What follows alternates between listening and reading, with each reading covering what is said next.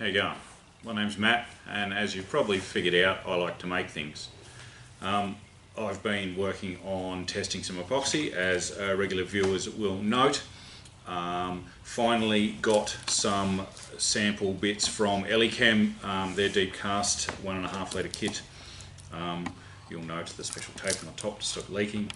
Everybody does something a little bit along those lines with regards, their packaging stuff. It came with a little book as well with some instructions and some of their information on some of their other products. So we'll be working with that a little bit later with some more of the oak field as part of my testing process. Quick recap with where we've been. We've made a mould, we've had a look at the way the product behaves as far as degassing. We've run it through a mill and done a little bit of work with a router to get a feel for how it is to use as a product.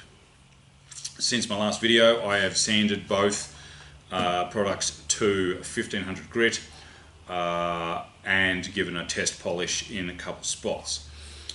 The polish job was pretty quick and dirty, partly because time was a factor, didn't have a heap of it. But also what I was looking for was how does this behave, more than getting a fantastic customer ready type result. What I can say is both of them sand up pretty well.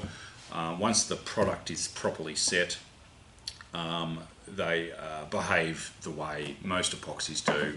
They're easy enough to sand, you get a good result, and if you are meticulous with each grade, you will go through without a lot of swirl marks.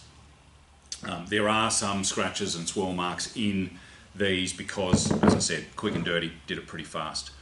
If we have a closer look, what happens when you sand and polish is the internal degassing and whatnot becomes quite apparent. And you can see in the light, loosey clear here, still some bubbles, and the oak field, quite a lot of bubbles, more than I would expect from a product that I use regularly and have not seen it that bad. I believe, as I've said in my previous videos, that this result is from the timber not being properly sealed, or potentially the product not being allowed to cure for long enough before the second component of the pour. What I've done in this section here and in this section here is polish it. So I've used an ultra fine polishing compound and a very soft cloth wheel on a bench grinder setup. The polishing is an interesting part of the test from the point of view that if you are doing clear and you want that full glass-like transparency, this is the process. What equipment you use and what products you use, that's kind of not entirely relevant as long as it's a good quality polishing product. So sanded to 1500 grit, and then I put a bit of orange oil on it just to test a finish on it, and it brings the clarity up from the 1500 grit to this sort of almost transparent but obviously not like glass finish. What we'll note now that I turn these around and put them together, the polish job on the oak field got a better result a bit quicker. That is about the only thing that would stand out between the two with regards finish. Both of them sanded well, both of them clogged sandpaper about the same amount, which wasn't too bad actually. Epoxy will clog paper more if it's not set properly, but these were left for plenty of time. There wasn't really any major issues with that, but the polish job on the oak field was a bit easier, I believe. So as far as using these as everyday epoxies, I'm comfortable recommending both of them from the point of view of a coloured pour.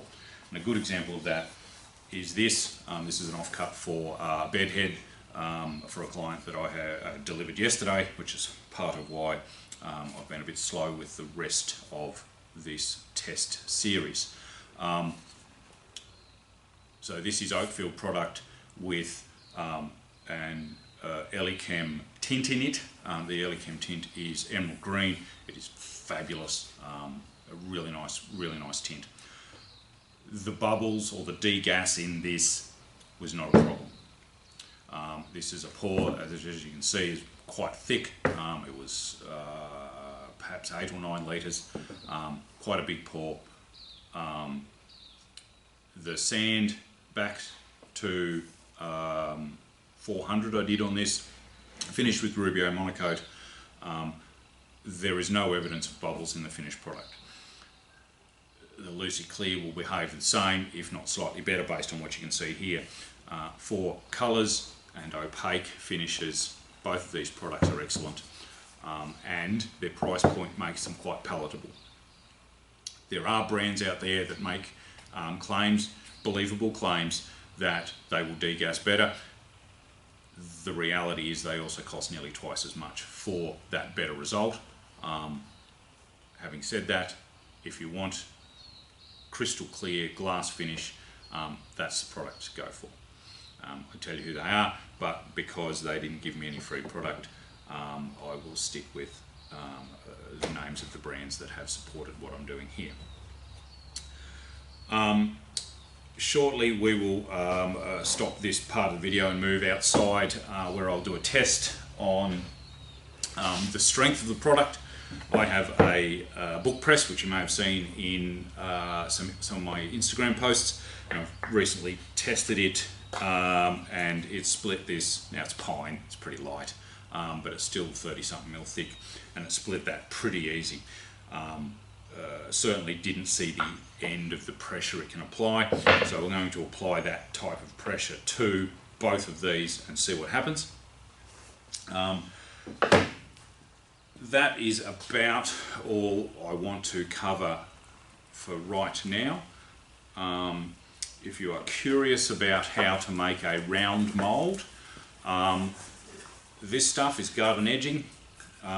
It's HDPE, I think. It's pretty cheap, it's flexible, and it's smooth.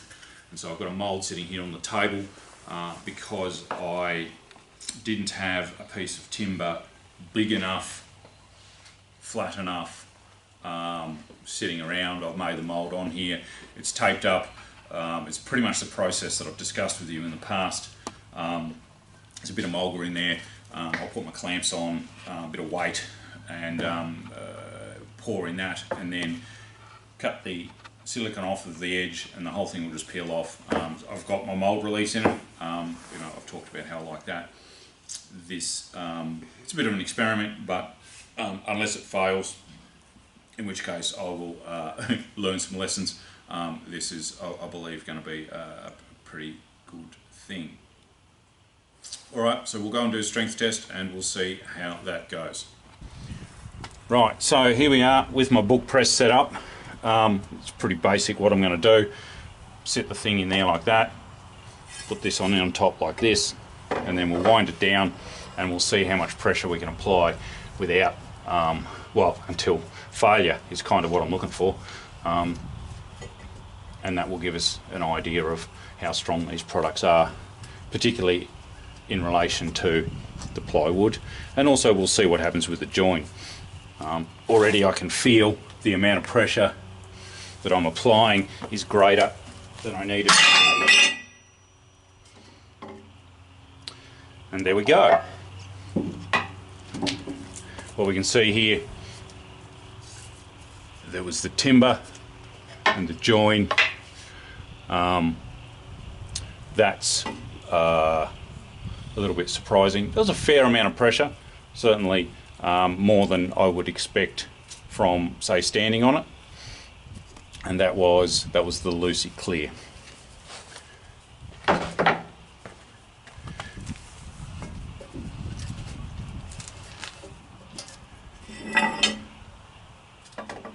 Right, so here we go with the Oakfield, same sort of premise.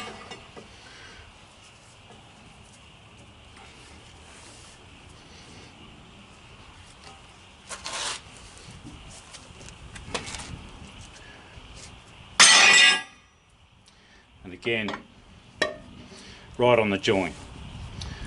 This kind of confirms my belief that a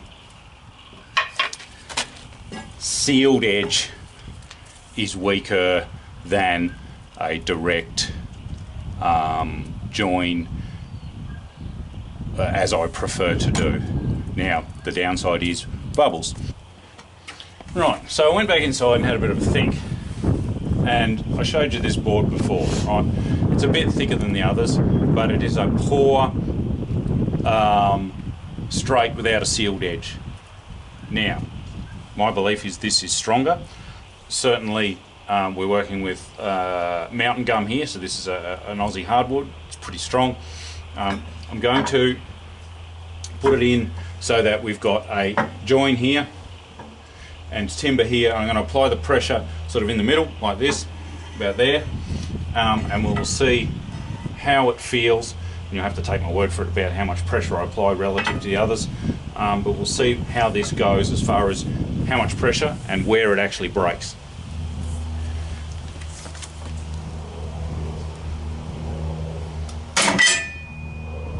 Right, and that kind of proves my point. Well, not kind of, exactly. The timber is weaker than the join. And you can see here, there's quite a bit of penetration into this edge timber here. And to be fair, this timber here is significantly weaker than the timber here, or out here. What we might do, just for shits and giggles, we'll give it another go on the other side.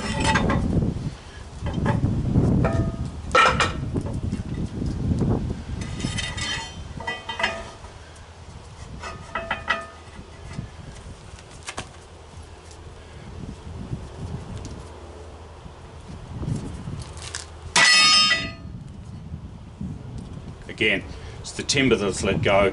There's a little bit of epoxy there. It's very clear that the timber is much weaker than the product, and in this case, the join as well. Right, so, recap. Sealed the edges to avoid bubbles. The original comments I made around that join being weaker, I think, are pretty clear that that belief is correct. The idea that epoxy sticks to epoxy isn't wrong, but certainly a mechanical bond, which is more or less what we had here, nowhere near as good as a chemical bond. I will say the product itself is very strong. The join is what broke.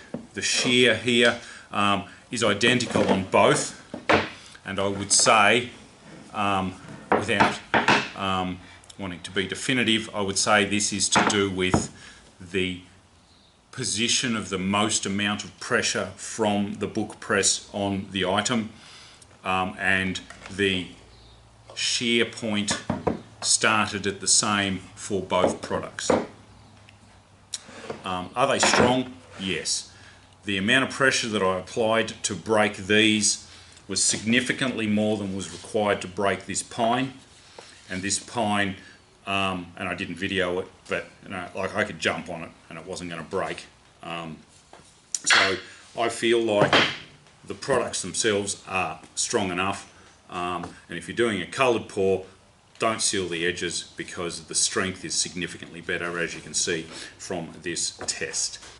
Right, so we've done a few tests. I've kind of been through the things that I said I would do. We've got some more tests coming now that I've got the Elichem product. They have a great little catalogue, and there is information not just on the products that you can buy, but how to use them. We've seen how the Lucy Clear and the Oakfield behaves. We will now reference those results against what the Elichem product does. Again, I'm going to be a couple of weeks by the time I get to it, get it done and get it out in front of you guys, because that's the nature of running your own business and you know, having a life, I suppose.